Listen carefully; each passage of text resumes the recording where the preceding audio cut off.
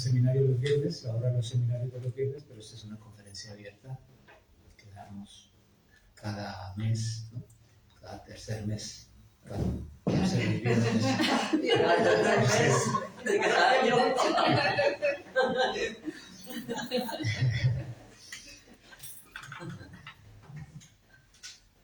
Qué fácil es no equivocarse cuando uno se queda callado. Pero bueno. Entonces, bueno, hoy vamos a trabajar un tema que se llama Porvenir de una ilusión. Es el tema con el que termina el ciclo del seminario Sigmund Freud. Con este tema y con el anterior, que fue el malestar en la cultura. Esos dos temas cierran el programa y a la vez abren el comienzo del nuevo programa. Entonces, pues este texto fue escrito en 1927. Este texto de Freud fue escrito antes que el malestar en la cultura. Pero están muy próximos, ¿no? Están muy relacionados. De hecho, claro, se me ocurrió pensar que, claro, con el malestar en la cultura, pues de alguna forma estamos leyendo como leemos en la escuela, siempre por apertura, ¿no? Muchas veces. Leemos de adelante hacia atrás. Entonces, ya con los elementos que tenemos vistos en el malestar en la cultura, pues podemos abordar este aspecto también que tiene que ver con la cultura, ¿no? Es el porvenir de una ilusión, claro. También es algo que tiene que ver con el psicoanálisis, ¿no? Entonces, una conclusión del psicoanálisis es como de alguna forma Freud pone en el diván a la sociedad entera, ¿no? Entonces es un bello texto en ese sentido, ¿no? A mí me gustaría, pues, entiendo que una clase, una conferencia, una clase abierta sobre un tema, pues da un rodeo sucinto por todos sus aspectos, ¿no? Pero claro, yo voy a intentar hacerlo. Otra cosa es que... Entonces, claro, hay algunas cosas interesantes que me gustaría recordar o actualizar, ¿no? Por ejemplo, la definición que se da de cultura que Freud ofrece de cultura, ¿no? ¿Qué es la cultura, no? La cultura como aquello que nos aleja del mundo animal, ¿no? De nuestros orígenes primitivos, ¿no? Todo lo que nos aparta, nos aleja, pues tiene que ver con la cultura, ¿no? Entonces dice, bueno, no sé, entonces voy a seguir, porque si empiezo a divagar, entonces no sé. En cualquier momento me pueden hacer alguna pregunta, o lo dejamos para el final también. Claro que me voy a poner muy nervioso, así que... Entonces la cultura, definida así como esto, como todo aquello que nos aleja del mundo animal o del estado primitivo del hombre, pues tiene dos aspectos principales, ¿no? Uno es el aspecto de lo que tiene que ver con la adquisición de los bienes, ¿no? y con la distribución de los bienes, sobre todo, ¿no? Y otro aspecto importante son las organizaciones que forman la cultura, las organizaciones, las leyes, ¿no? Que regulan las relaciones de los hombres entre sí, ¿no? En realidad son dos aspectos que tienen que ver, están muy unidos entre sí, sobre todo porque el hombre además de ser un bien para otros hombres, ¿no? Puede ser un bien del que se puede aprovechar su trabajo, se puede aprovechar como objeto sexual, etc. Pues también guarda mucha animadversión, como si fuera una entidad natural, mucha animadversión, ¿sí? contra la cultura, ¿no? entonces tiene impulsos hostiles contra la cultura, ¿no? Entonces, la cultura tiene que estar defendiéndose permanentemente de esa violencia, de esa agresividad, de esos impulsos hostiles que tienen los sujetos, ¿no? Entonces, de ahí que la civilización, ¿no? Entre civilización y cultura no vamos a hacer distinción, ¿no? Pues vamos a hacer, decimos uno u otro término, ¿no? Entonces, la civilización parece hacerse en la coerción, ¿no? Y en la renuncia a los instintos. Y al desaparecer, pues, la coerción, pues la mayoría de los sujetos dicen no están dispuestos a hacer ningún trabajo para la adquisición de los bienes. O sea que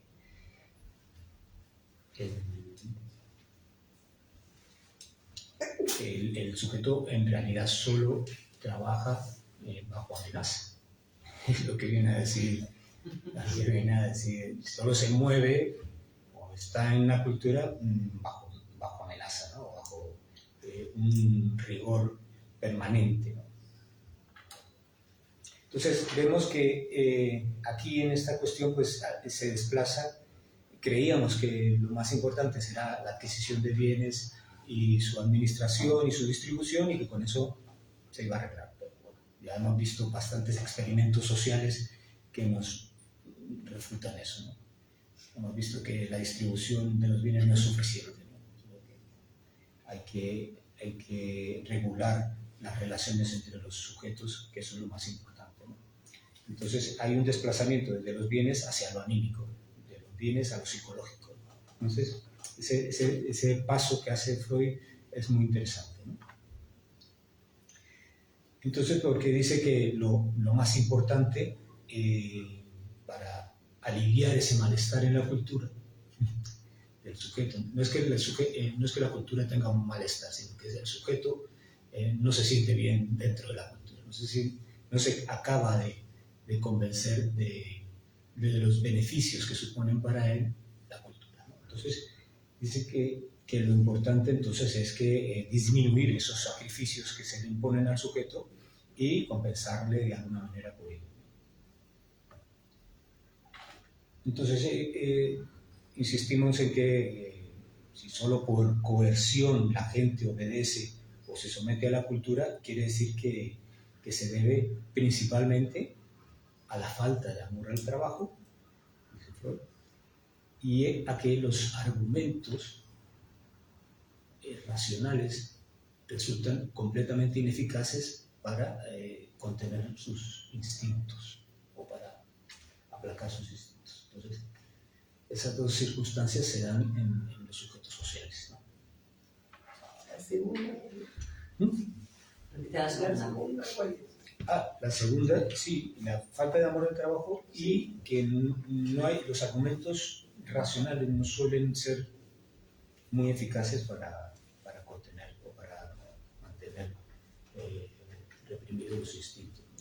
No suelen convencer a los sujetos mucho de la bondad de reprimir sus instintos o de contener sus instintos, sus pasiones, llamémoslo así.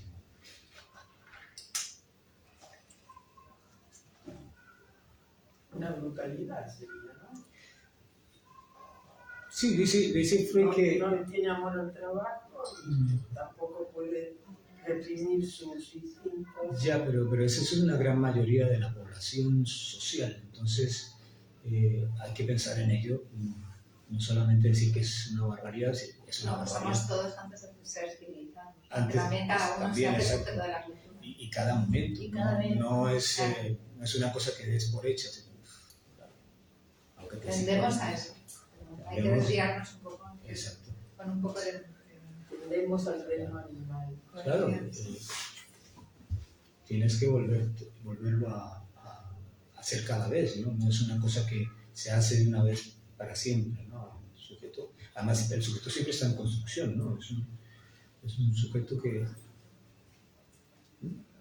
La especie llama mucho también, la especie tira mucho del sujeto, ¿no? Es muy difícil renunciar a eso. Entonces cada vez tienes que hacerlo. Y dice que claro, cuando hay una gran cantidad de la población que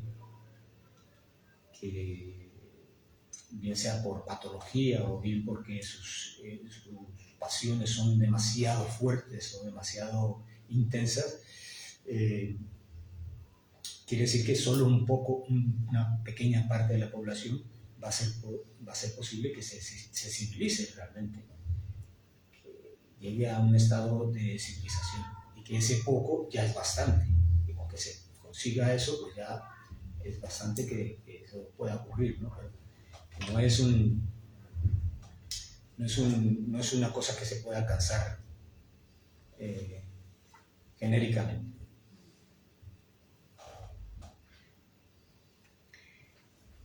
Entonces, por eso dice que ese traspaso de pensar en la distribución de los bienes o en la adquisición de los bienes a pensar en los medios de coerción o cómo recompensar a los sujetos por sus sacrificios dentro de la sociedad, dentro de la cultura, pues nos tendría que hacer pensar en cuáles son esos medios de coerción, ¿no?, que permiten a los hombres que se concilien en sus relaciones, ¿no? Porque estos medios de coerción, estos medios que regulan la vida del hombre, pues son realmente su patrimonio espiritual, ¿no? Es el patrimonio espiritual de la cultura.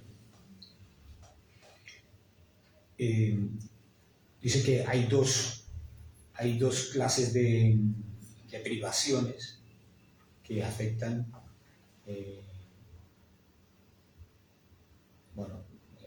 a los sujetos. Una son las privaciones generales, de orden general, y que siguen vigentes, que son las primitivas, ¿no? Y unas que solo afectan a unos determinados individuos. Pero estas prohibiciones o estas privaciones primitivas o originales son las que permiten la distinción o la separación del hombre de su estado natural. Entonces estas prohibiciones siguen en vigor. Como decía la doctora, claro, eso lo tienes que hacer cada vez porque con cada sujeto nacen de nuevo la misma pulsión, el mismo instinto, ¿no? Y son el asesinato, el incesto y el canibalismo. Esas son las inhibiciones básicas que son para todos, ¿no?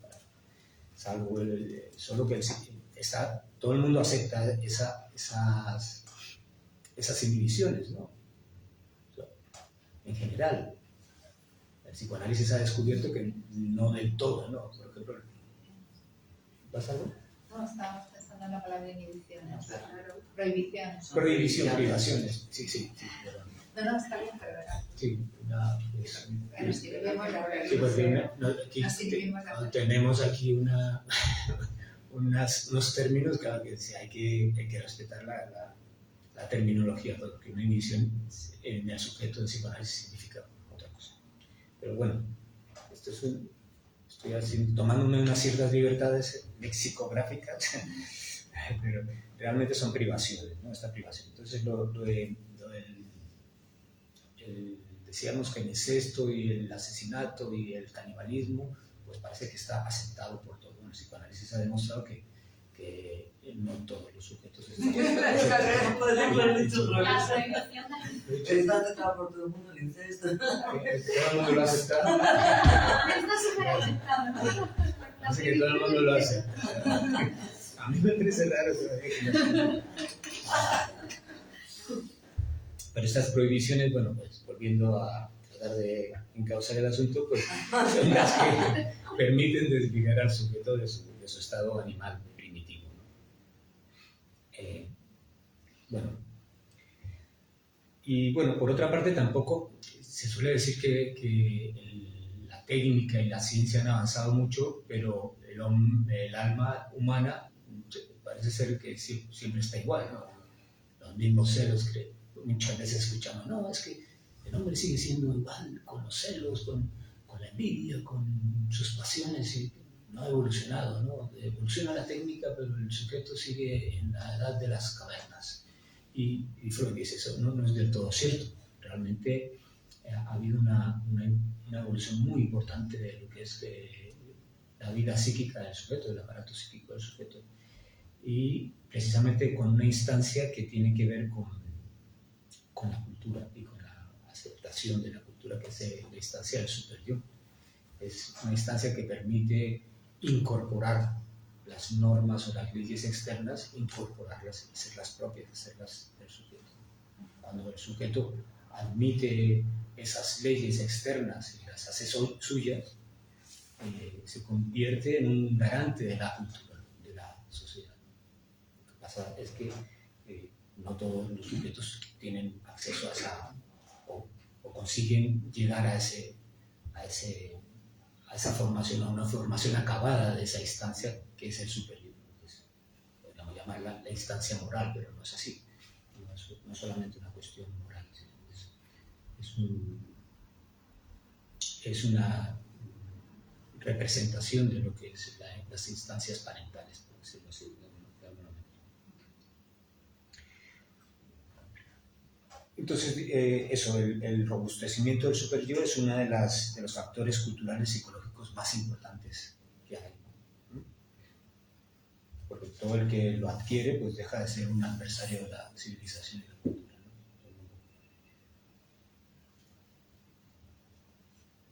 Bueno, bien.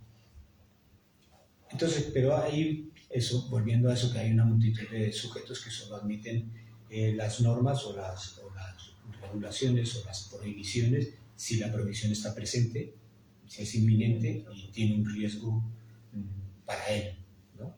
Es decir, si tiene el policía enfrente. ¿Cómo? ¿No funciona el micrófono? Sí, sí. ¿Habla bien el micrófono? Muchas gracias. Está muy alto. Entonces dice que muchos hombres que se sienten estupefactos o les da miedo el incesto o el asesinato o el canibalismo, bueno, ni se lo imaginan, pero en otros sentidos es capaz de hacer barbaridades más grandes siempre y cuando no tenga sea impune, mientras tanto no tenga ninguna consecuencia para ellos. Pueden abusar del prójimo, aprovecharse de él, de sus riquezas, de su patrimonio, despreciarlo, en fin, sin ningún pudor. Entonces, siempre que no tenga ninguna consecuencia para él, ¿no? Entonces, por eso, para valorar la civilización, ha de atenderse siempre a sus patrimonios de ideales y también a su producción artística, porque el narcisismo que produce o el beneficio narcisista que produce pues, estos ideales es muy, muy importante y hace mucho a la cohesión social, ¿no? Pero hay dentro de este patrimonio espiritual o de ideas, hay unos que son muy importantes, que se consideran los más importantes, que son los ideales religiosos, ¿no? Son los ideales, las representaciones religiosas que, dice Freud, vamos a llamarlos ilusiones. Y luego vamos a ver por qué las llamamos ilusiones, porque se trata de ilusiones. Entonces, dice, ¿cuál es el valor de las ideas religiosas?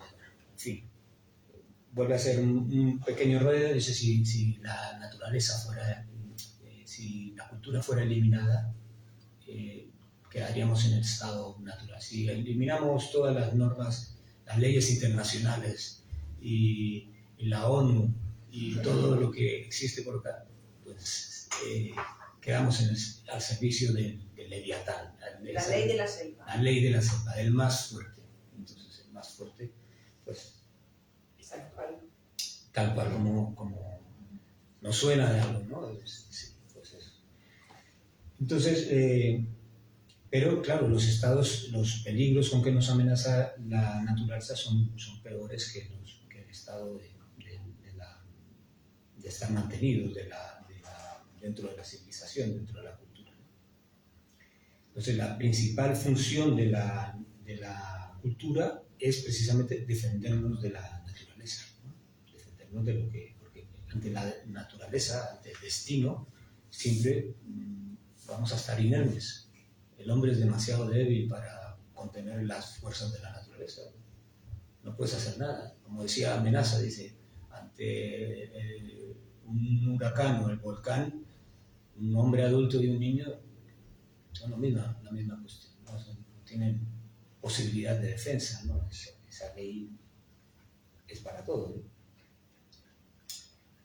Entonces, bien, también para la humanidad, así como para el individuo, la vida es difícil de soportar, ¿no? Entonces, esto siempre provoca angustia, siempre provoca heridas narcisísticas graves, ¿no? El hombre siempre está amenazado y siempre demanda consuelo, siempre necesita que el mundo sea benéfico para él, ¿no? Y siempre quiere encontrar respuestas para sus dudas, ¿no? Entonces, dice que el primer paso hacia las ideas religiosas pues, fue precisamente tratar de humanizar la naturaleza, ¿no? Aunque el animismo no era una religión en sí misma, pero fue el primer paso hacia la religión, ¿no?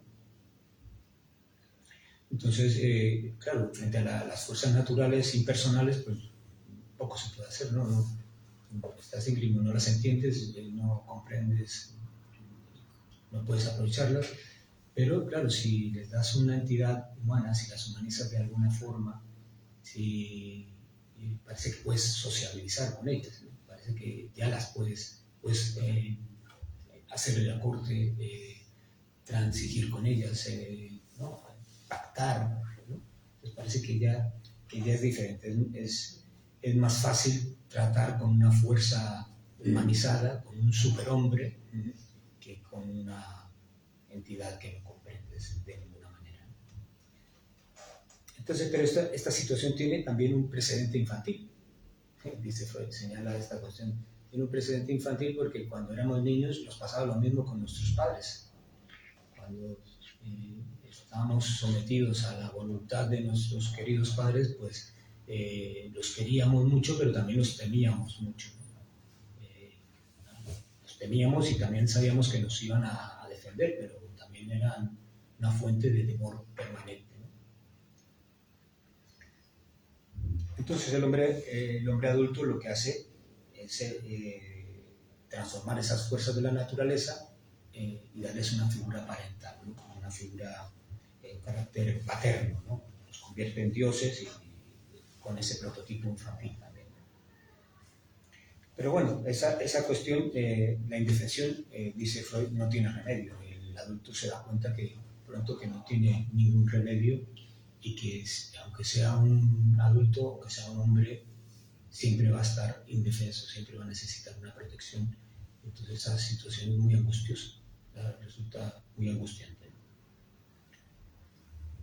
Entonces, pues esto sería como el origen inicial de la divinidad. La necesidad de ideas religiosas o de un pensamiento religioso radica precisamente en que el sujeto siempre está íngrimo, inerme, no íngrimo, sino inerme ante los caprichos de la naturaleza. ¿Quieres decirlo? No, mire. Bien. Entonces,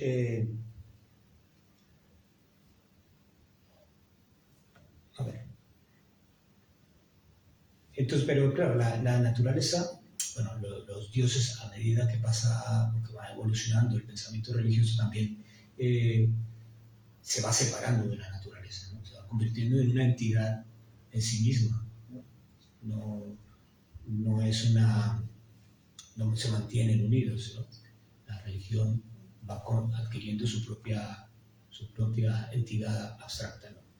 Y entonces, claro, el Dios termina por ocuparse de los asuntos sociales, o los asuntos morales, ¿no? De lo que es la regulación de los hombres en la vida de la sociedad, ¿no? Hace que se cumplan los preceptos morales y culturales también, ¿no?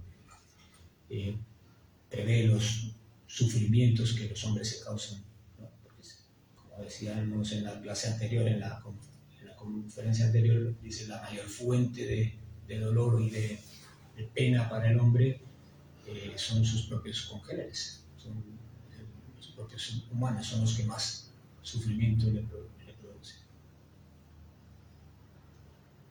Entonces, pero estos preceptos culturales que se van desprendiendo de las ideas religiosas se mantienen, se les atribuye un origen divino. Entonces, por encima de la sociedad humana están esos preceptos divinos, ¿no?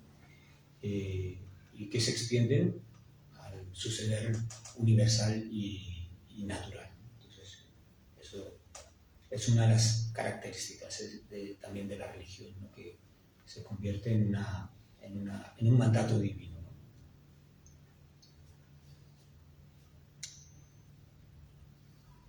El poder en juego, ¿no? ¿Mm? Está el poder en juego porque el que habla con Dios es un todopoderoso también. Ya. Sí, sí, claro.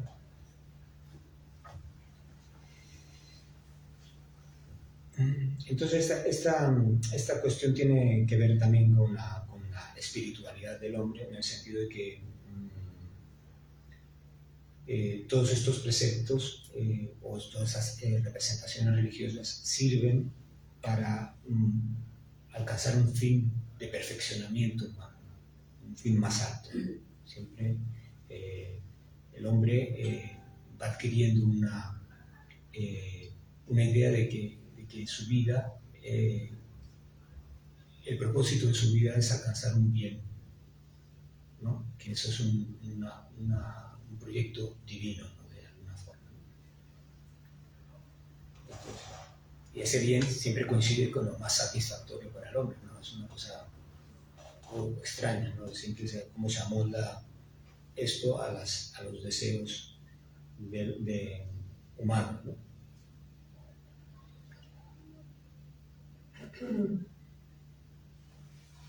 ¿Qué año fue? ¿Cómo? 1927. 27, este es de 1927.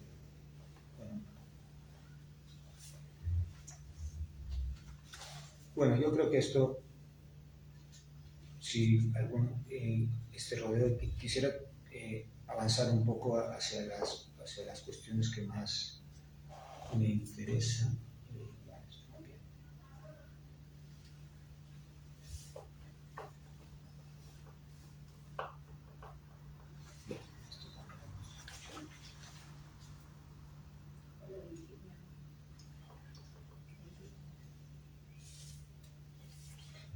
Entonces, un poco más sobre las cuestiones de las representaciones religiosas, habría que decirlo.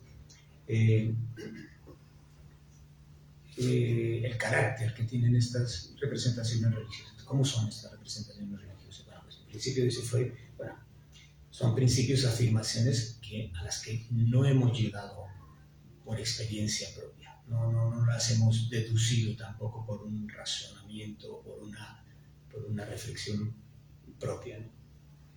Sin embargo, estas representaciones aspiran a ser aceptadas por todos, ¿no?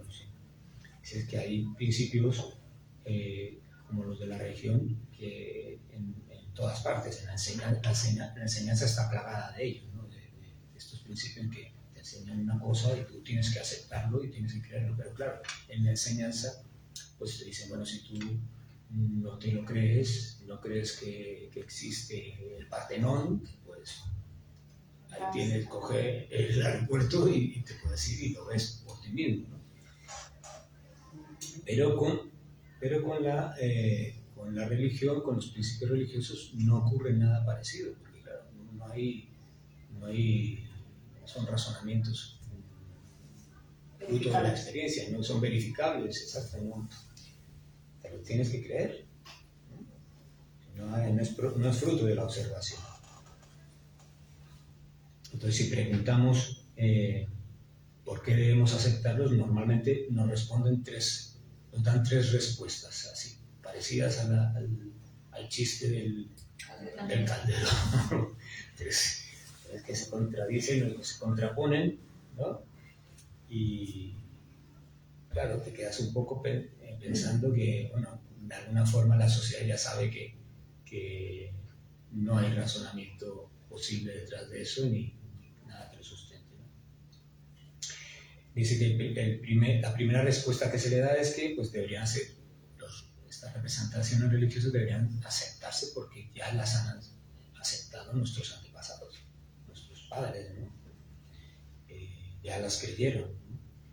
Y por otro lado, pues dice que las pruebas han sido transmitidas por las generaciones anteriores, ¿no? Ya, pues, está ahí, por eso están los libros, ahí está escrito, ¿no? Y por último se dice que están prohibidas las preguntas y las dudas, ¿no? Que no se puede pensar. Entonces, que no es bueno, no es conveniente hacer preguntas. Pues, claro, hay una tendencia de la religión a inhibir el pensamiento. El sujeto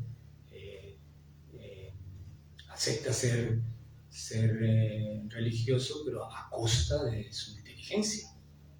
Porque claro, tiene que estar en un estado semi-infantil, ¿no? Bueno, infantil, digamos.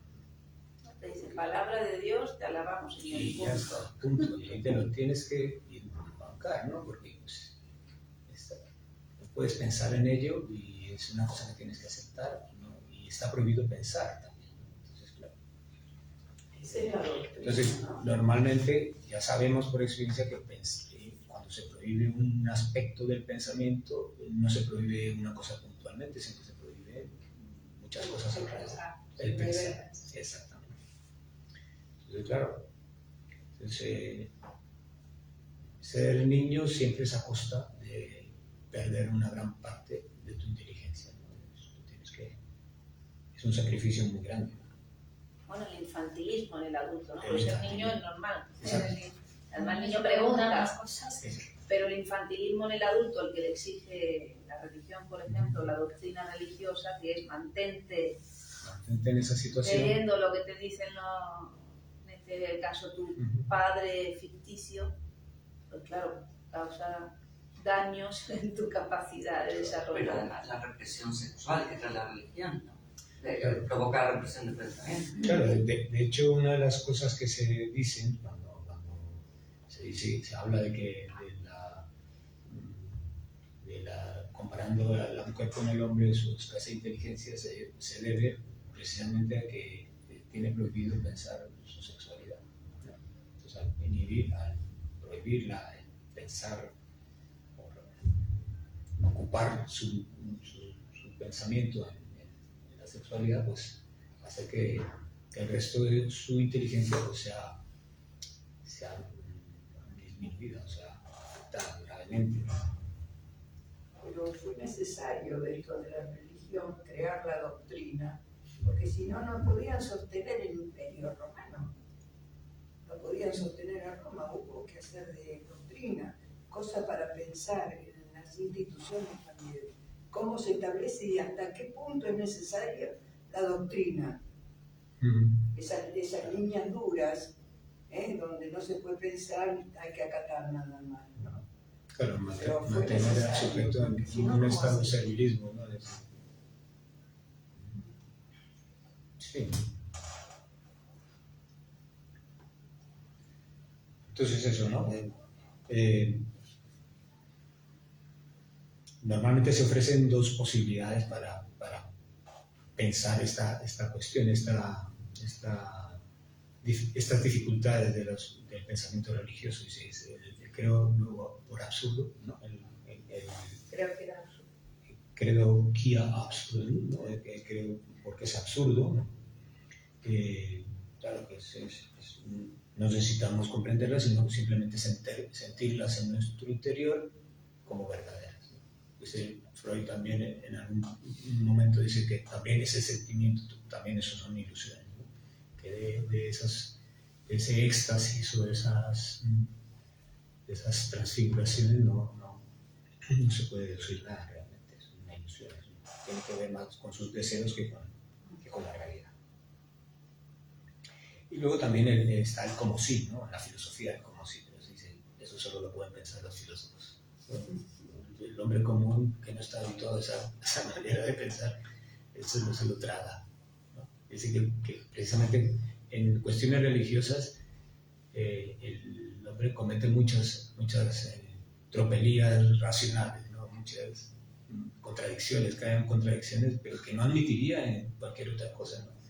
En sus negocios, por supuesto que no los lleva de esa manera. En cambio, con la religión se permite esas libertades. A su mujer no se lo permite. A su mujer tampoco se lo permitiría, ¿no? En cosas prácticas, eso, bueno, Claro, lo que pasa es que no es lo único que Freud dice del pensamiento religioso, en tanto que en un momento de la humanidad es un progreso, es una adquisición, ¿no?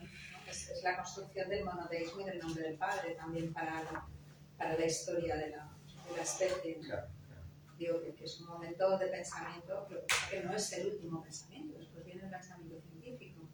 Hombre, ¿no? El pensamiento religioso viene a ser subvertido por el pensamiento científico y el pensamiento científico incluso por el psicoanalítico, que es diferente también.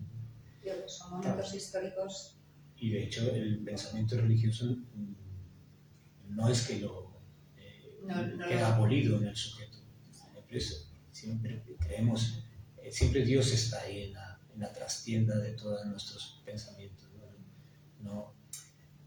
Viene un pensamiento como el científico, el psicoanalítico, pero no anula las otras formas de pensar. Por eso también volvemos al modelo. La necesidad de mantenerse en la cultura es permanente, ¿no? En algunos momentos llegamos a ser supersticiosos, en momentos en los que menos nos esperamos, dices, oye, otra vez he vuelto a caer en esta. Claro, lo que pasa es que depende de cuándo eres supersticioso, ¿no? En relación a que voy a jugar al número 13, ¿no? Que es porque me trae buena suerte, es una superstición, pero eso no tiene ninguna consecuencia, ¿no? Claro. Pero ser supersticioso en otras cuestiones sí. Ser religioso, tener un pensamiento religioso en una parcela determinada no trae consecuencias, en otras sí. Porque además es que el pensamiento religioso, que parece como que algo que nos han impuesto, ¿no?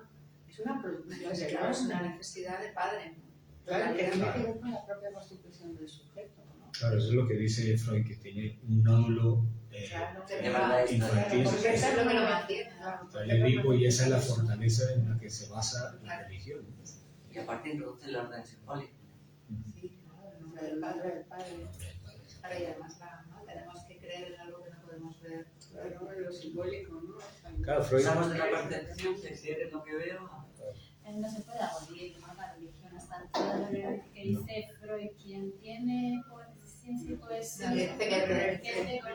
quien tiene poesía, Arte y ciencia, tenga religión. Quien Quien no tiene ni arte ni ciencia, toma religión. Que por lo menos tenga religión. Quien tiene arte y ciencia tiene religión. Quien no tenga ni arte ni ciencia tiene Que por lo menos tenga religión. Dice que salva a muchos de la neurosis, al menos creer en algo. Es una conquista del hombre. Por eso cuando dice lo del monoteísmo fue una conquista del hombre. De hecho dice fue Freud. una sublimación, Claro. producción Claro. de cultural. Y de hecho el pueblo, dice, el pueblo que consiguió esto se sintió muy orgulloso de eso, ¿no?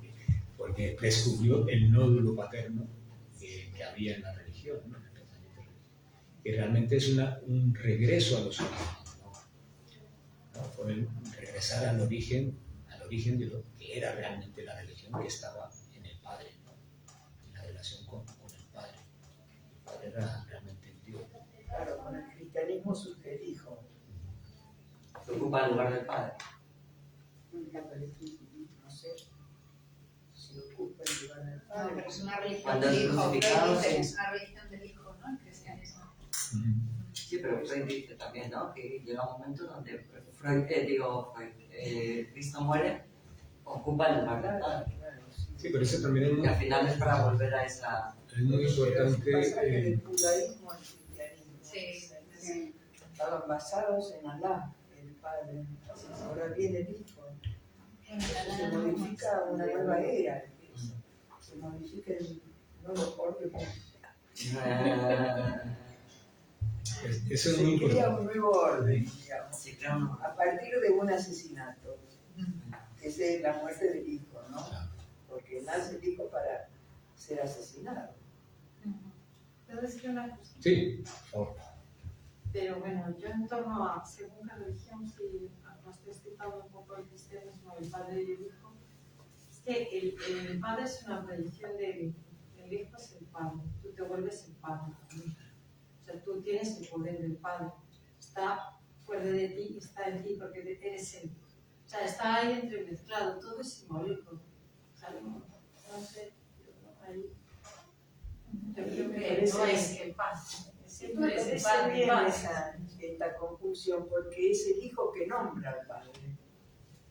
Pero Freud lo que marca aquí es que es la tendencia a la vuelta a la orden primitiva. Sí. ¿Vale? Que vuelve, o sea, se convierte en el padre para aniquilarlo. Sí, Para ocupar su lugar. Para ocupar su lugar, para aniquilarlo. la cuestión, está bien que señales esta cuestión, porque la cuestión es eso, es un retorno al totemismo, ¿no? Entonces, ¿cuáles son los orígenes de la religión?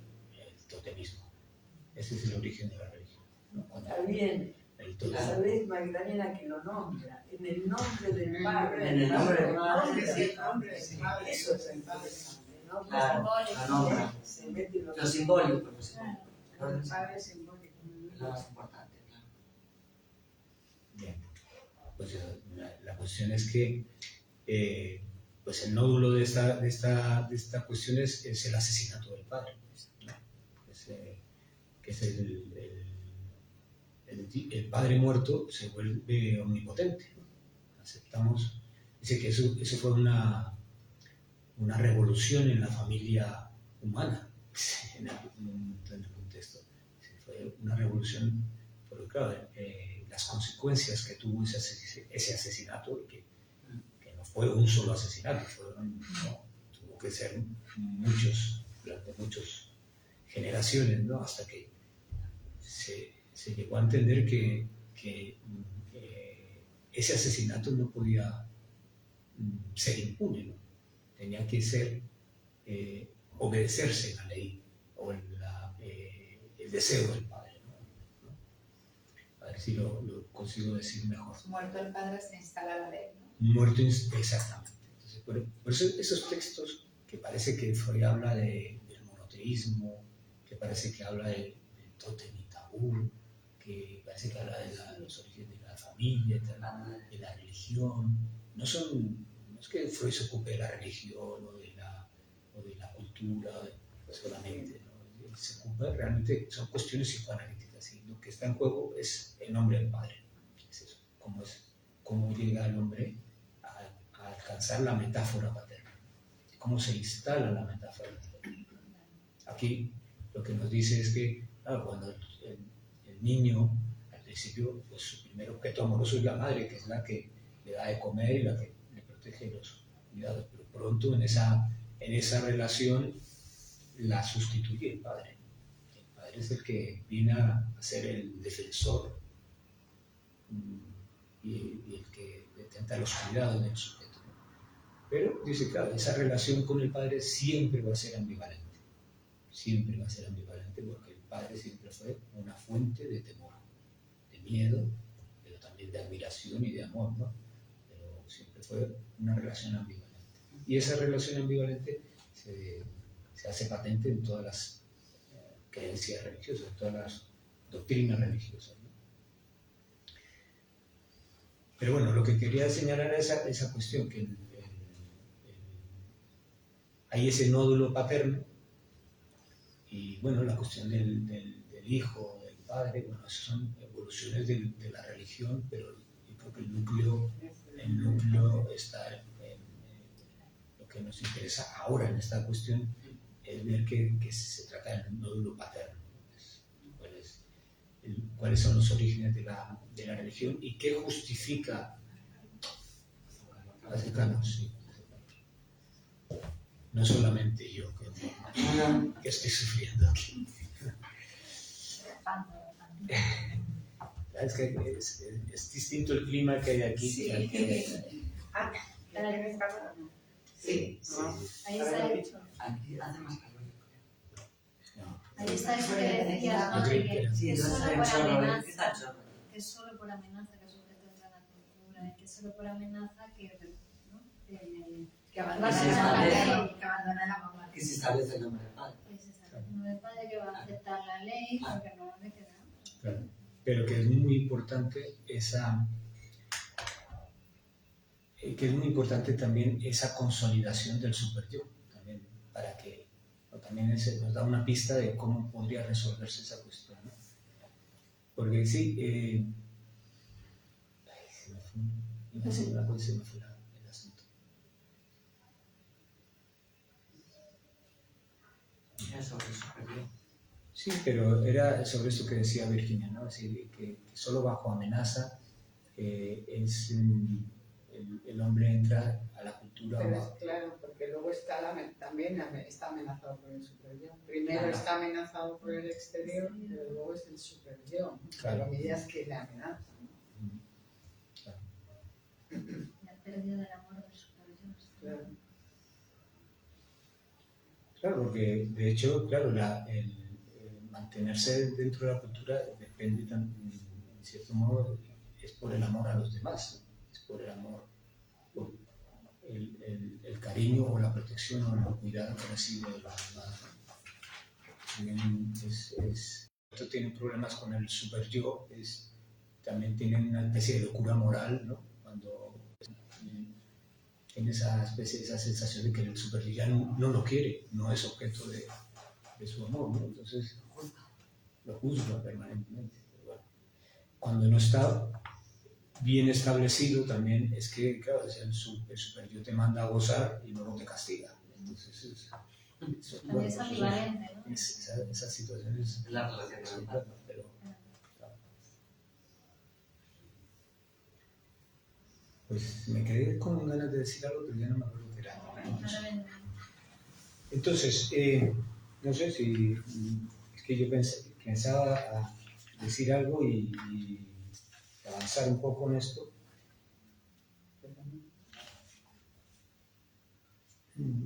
Te quedan 10 minutos. Así que... Me quedan 10 minutos. Vaya. Eso es como pasapalabra. Entonces dice que, pero ¿en qué consisten las ilusiones? A ver si por ahí consigo encadenar algo. Entonces dice, pero ¿qué son las ilusiones? Las ilusiones no son errores, no solo son errores. Un error es creer que las infecciones provienen de la suciedad, por ejemplo. Eso es un error. O una ilusión, por ejemplo, sería aquella equivocación que cometió Cristóbal Colón creyendo que había descubierto una nueva ruta hacia las Indias, ¿no? Una ilusión porque él creyó que llegaba a las Indias, pero llegó a otro sitio. Entonces, pero claro, su deseo estaba en juego ahí, porque él creía que eso no es un error, es una ilusión. Él creyó eso, pero ahora sí. No, las ilusiones no siempre tienen que ser contrarias a la realidad. Que sé, una persona puede soñar que encuentra a su príncipe azul, que se va a casar con, y de hecho pues Leticia se encontró. No ocurre todo los años. O sea, que vuelva a ocurrir. Pero bueno, pero hay ideas de la religión que, por ejemplo, que va a llegar el Mesías y va a gobernar y va a crear una edad de oro nueva, pues eso no solamente es una ilusión, es un delirio, ¿no? Es algo que, claro, es algo muy parecido a los delirios, ¿no? Aunque los delirios son mucho más complejos, pero que se aproximan más a esa lamencia que a la Pero que es colectivo. Y que es colectivo, claro. Bueno, así salen los presidentes. Y así, bueno, dice, aquí lo menciona varias veces, dice que Estados Unidos es un lugar del país de Dios, ¿no? Es un lugar donde se mantienen y que se mantiene esa fe religiosa y son consecuentes no solo en sus políticas, sino en sus legislaciones. De hecho, cita un caso que fue muy célebre, que hay una película que se llama, ¿cómo se llama? La herencia del viento, y es un juicio que se llevó a cabo a un profesor que enseñó Darwin en 1923 en un pueblo de Arkansas, yo qué sé, y lo juzgaron. Lo juzgaron por... Es una película muy buena. Buenísima, sí. La herencia del viento. Y me acordé porque dice, claro, él dice, ellos son consecuentes con su manera de pensar y todavía juzgan a los que enseñan ciencia en la escuela.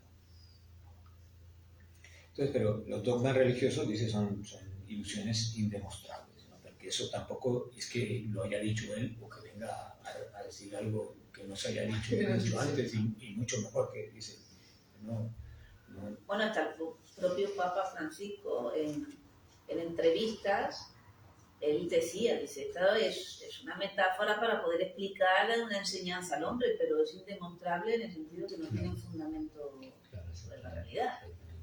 Era el Papa Francisco. Claro, exactamente. Claro, porque son escritura, ¿no? Es también la escritura, bueno, haciendo esa construcción del nombre del Padre y luego también cómo van transformándose las religiones, ¿no? Si no la escritura es lo fundamental,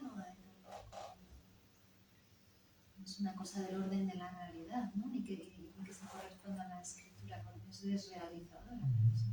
Sí, pero dice que algo para pues, atenernos un poco a lo que dice Freud de lo de las ilusiones, dice, siempre está en juego el deseo del sujeto.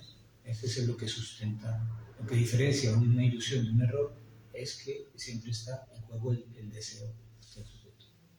Se ve que algo es como la realización ilusoria de un deseo, por decirlo así, ¿no? Es una realización ilusoria de un deseo. En algún momento dice que ha descubierto una analogía que podría llevar a algunas reflexiones interesantes. Dice que hay una relación entre una situación análoga entre el sujeto y la sociedad y la humanidad. Dice que el niño siempre para llegar a la cultura, a la civilización, tiene que pasar por un periodo de neurosis que luego supera, que luego consigue superar. Pero ese periodo de neurosis es porque, claro, él no puede usar su pensamiento racional para contener sus impulsos o sus pasiones o sus instintos y tiene que hacerlo por un método afectivo, no tiene que reprimirlas afectivamente y siempre hay un trasfondo de angustia en esa situación, pero que el sujeto infantil pues normalmente consigue superar ese periodo para acceder a la cultura, ¿no? Así que a lo mejor a la humanidad también le pasa eso. La humanidad también está en ese proceso en que podría desechar lo que está pasando, ese periodo de neurosis que fue que la religión, ¿no? Esas reliquias neuróticas que todavía se laten en su pensamiento religioso están ahí, ¿no? Pero que se ha perdido fuerza. Claro, de hecho, exacto. De hecho, la gente no creía en Dios. Bueno, las iglesias después de la crisis han llenado de gente. Sí, está llena de gente, pero eso no es garantía de fe, ¿no? Es precisamente todo esa ostentación de los 15 ministros religiosos rodeando a Trump, ¿no? Es precisamente para mostrar la debilidad que tiene también el pensamiento religioso, ¿no? Si requieres de tanta demostración, de tanto boato para mostrar tu fe religiosa es porque es muy pequeña también. Bueno, De alguna no forma. solo la fe. Bueno, no sé. Bueno. Solo la fe. Y entonces, lo que sucede también es que, claro, también no es que no por ser religioso estés exento de delirio, ¿no? Porque quiero decir que también ahora hay como una tendencia, veíamos en el seminario de Menasa hace un par de semanas, lo de que yo es delirante, ¿no? También de por sí. exacto. O sea, que el delirio también puede ser, seamos libres, ¿no? Por la libertad, por ejemplo, ¿no? Que también es un delirio compartido, ¿no? Pero que también hay otras... No es el único. Claro, ¿no? En ese sentido de que Claro, de hecho si dice Freud, si la religión pues, ha sido muy benéfica para la sociedad, para la cultura. ¿No? La religión se han construido grandes obras de arte y se ha escrito música, se ha escrito, bueno, pero y ha tenido siglos o milenios para demostrar su poder, ¿no?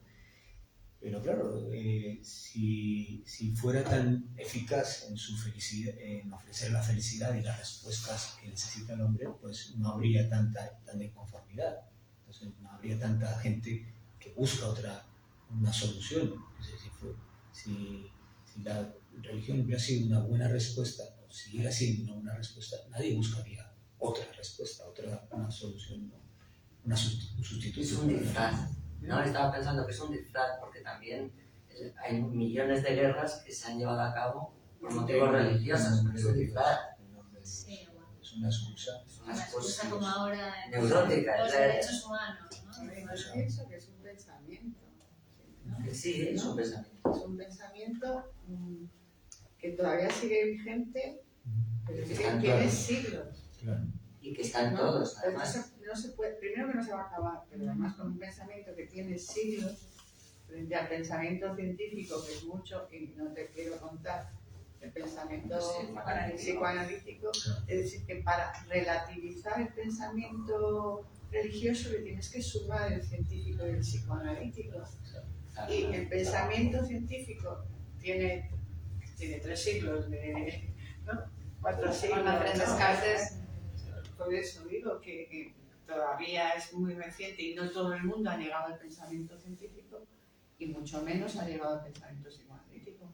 Entonces, que siga prevaleciendo la religión es, ¿no? Claro. Si no le puedes Sí, sumar pero otro, en el ¿no? siglo Claro, XVI no había ni un solo pensador que se atreviera a negar la existencia de Dios. Porque Era lo que sí, fuera sí, de sí, malo, no, que que sabía sabía, la ley. Y vas Pero a- digo, no tiene nada que ver, ¿no? El pensamiento. pero me refiero, no eso de que hay mucha gente religiosa, Sí, la claro. vida que para relativizar en cada uno el pensamiento religioso tiene que sumar el Claro, resto, exacto. ¿no? No es, Y no todo el mundo. Y es un trabajo personal más que Claro. general, como y no se decía. trata de refutar, ¿no? De No. refutar el pensamiento religioso, porque si no, te quedas en el pensamiento religioso. Claro, también hay que argumentar. Claro, Se también trata, para él. se trata de sumar a ese pensamiento, pues otro pensamiento. Claro, pues estamos leyendo la religión desde el psicoanálisis. Claro. Estamos viendo Claro. cómo se juega el deseo del sujeto Claro. en la producción de esa religión y después en la creencia en esa Y las religión. características, ¿no? De la religión Pues también, ¿no? Porque ¿no? La vida eterna no es un deseo. No hay Está manera de inmortal, mortalidad. Es una ilusión. Es una ilusión, y una de nuestras grandes ilusiones. que la religión te Porque siempre se ofrece, muere el otro. claro, Sí, sí. La muerte es la vez también la religión te ofrece eso, ¿no?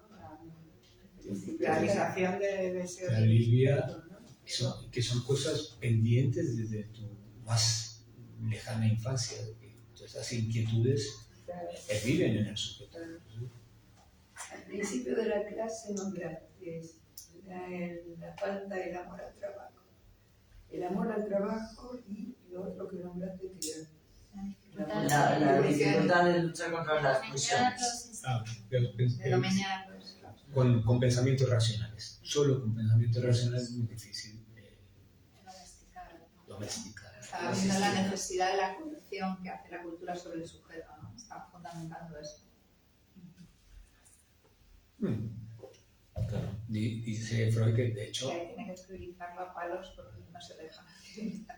o sea, hay que constreñirlo a obedecer, ¿no? Y que parece que hay una minoría. Que necesita instituciones represoras para mantener la cultura. Porque no vamos a acabar, ¿no? Esa cosa que tienen a veces de vamos a acabar con el maltrato a la mujer, vamos a acabar, vamos a erradicar, pero es como pensar que se puede acabar con la maldad del ser humano. Es regular. Ahora, es una ilusión que te impide trabajar en el camino, en la respuesta correcta. Crees que el sujeto va a dejar de ser racista o machista solo por aleccionamientos morales o por castigos morales, eso no va a ocurrir nunca. Esos son los razonamientos racionales. Esos son los racionales. No, así no puedes. Todo va a pertenecer al pensamiento de la época, porque cuando tú dices que buscaba el bien, pero el bien es de Kant, el bien supremo, y después viene la otra cuestión más atrás, más heideggeriana, donde está en el bien, busca el bien, pero con el mal, pulsión de muerte. Entonces, ¿qué es el bien? ¿No? ¿Qué es la búsqueda del bien? Claro. O la búsqueda de la felicidad. Si en el bien está el mal. Claro, En el mal eso no es hay, lo que es todo mal. por citar el caso de Freud, del hombre de las ratas, lo que le pasaba al hombre de las ratas es que no aceptaba el mal, el que él pensara mal de su padre o de su... ¿no? Entonces eso le impedía amar también, ¿no? Entonces cuando, lo hemos dicho ya en alguna clase, en alguna charla, dice que claro, la importancia de que el sujeto admita sus circunstancias, que existe el mal, su ambivalencia afectiva, eso hace que gane mucho en lo bueno, en el amor, en la comprensión hacia el otro, en la tolerancia hacia el otro. Si no quisiéramos Pero ser sí, tan bueno, buenos, seríamos mejores. Claro, sí, exactamente. Pero como queremos ser tan buenos, no queremos ser machistas y no queremos ser racistas, sino que... Pero hoy se va desde eso, ¿no? Poner toda la fuerza al principio en el trabajo, ¿no? Manera de salir adelante, crear otra cultura, el trabajo. Entonces ya no se va de lo Sí. racional.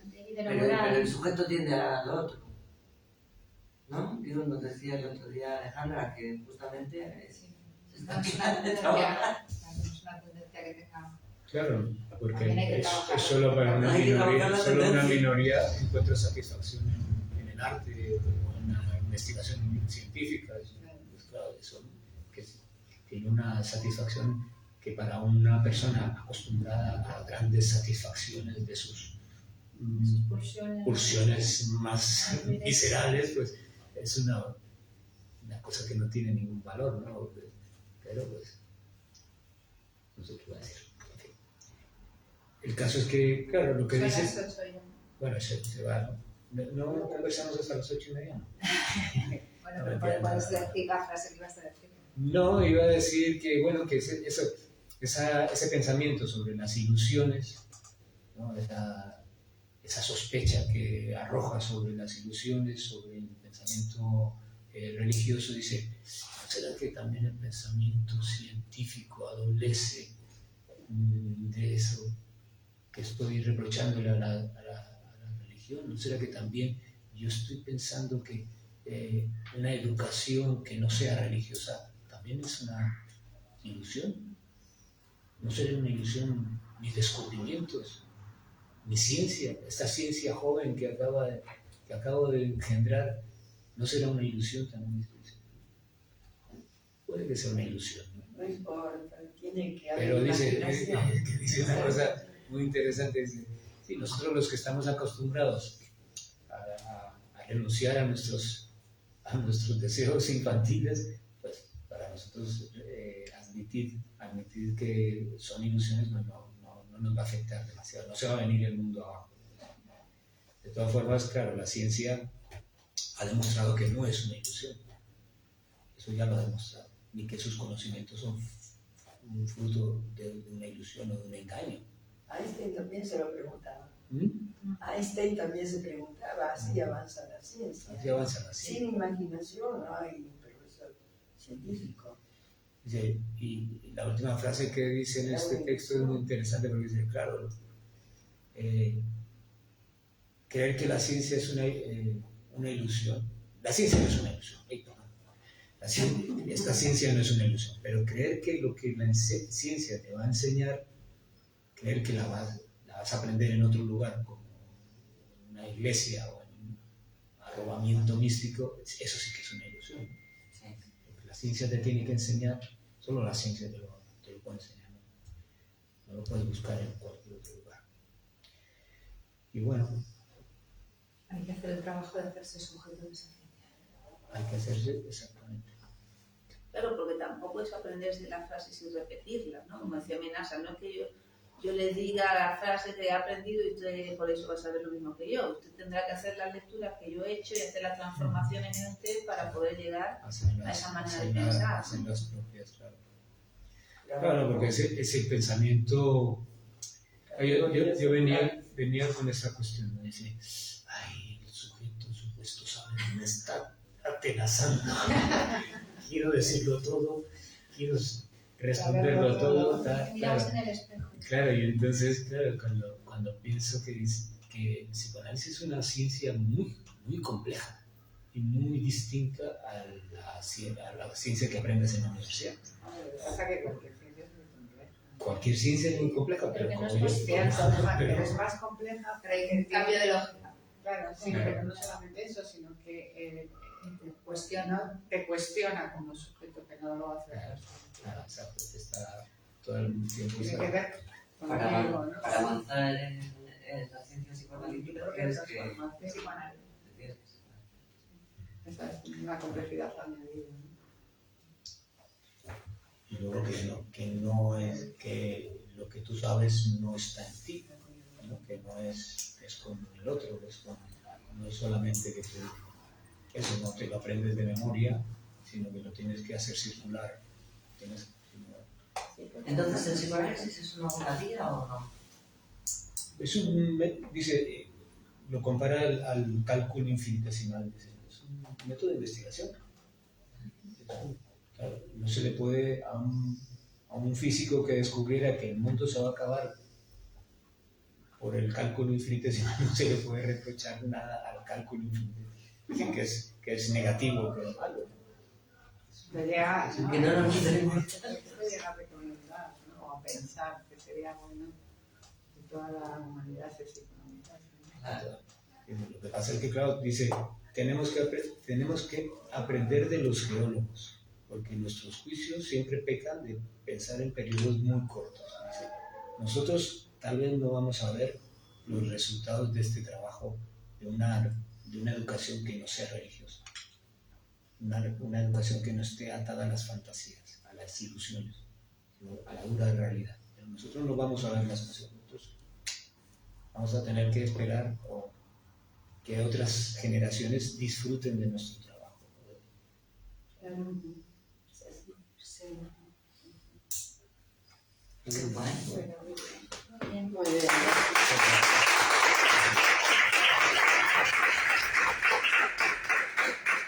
La próxima conferencia abierta el 17 de abril, viernes, a las 19 horas, sobre el concepto de ruptura. Chao, muchas Gracias. Susana. Y en breves instantes seguimos en breves instantes con el recital poético Vitamina, con Gloria Fuertes como protagonista. Así que vamos preparándonos.